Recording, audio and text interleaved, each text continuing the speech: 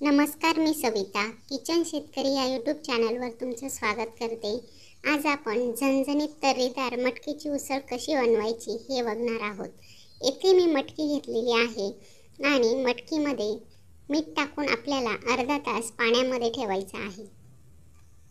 यानंतर मी एका मिक्सरच्या भांड्यामध्ये 2 मिरच्या आणि कढीपत्त्याची काही पानं टाकून घेतली।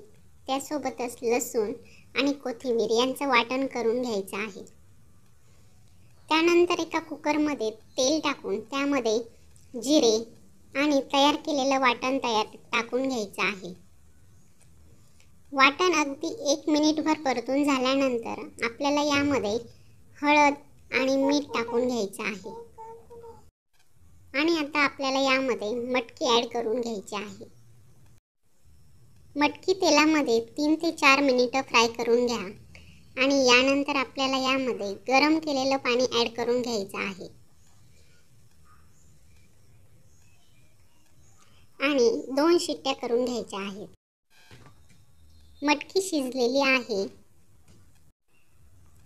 इथे मी एका कढईमध्ये तेल टाकून त्यामध्ये कांदा मऊसूत फ्राय करून घेतला आणि त्यानंतर टोमॅटो टाकून ते देखील मऊसूत फ्राय करून घेतलेले आहेत आणि यानंतर हे आपल्याला गार करून याची फाईन पेस्ट तयार करून घ्यायची आहे। इथे मी पेस्ट तयार करून घेतलेली आहे आणि त्याच कढईमध्ये तेल टाकून त्यामध्ये जिरे आणि त्यानंतर आपण तयार केलेलं कांदा टोमॅटोचं वाटण ॲड करून घ्यायचं आहे।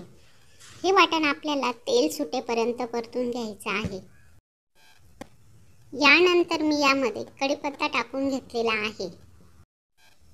इथे वाटणाला तेल सुटलेलं आहे आणि आता आपण यामध्ये हळद, काश्मीरी लाल मिरची पावडर, धने पावडर आणि मीठ ॲड करून घेतलेला आहे।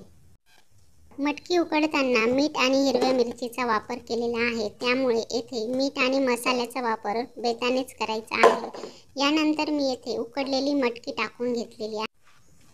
तर कशी वाटली तुम्हाला माझी मटकीची रेसिपी? आवडली तर लाईक, शेअर आणि सबस्क्राईब करायला विसरू नका बरं। आणि पुन्हा भेटूया एका नवीन रेसिपी सोबत। धन्यवाद।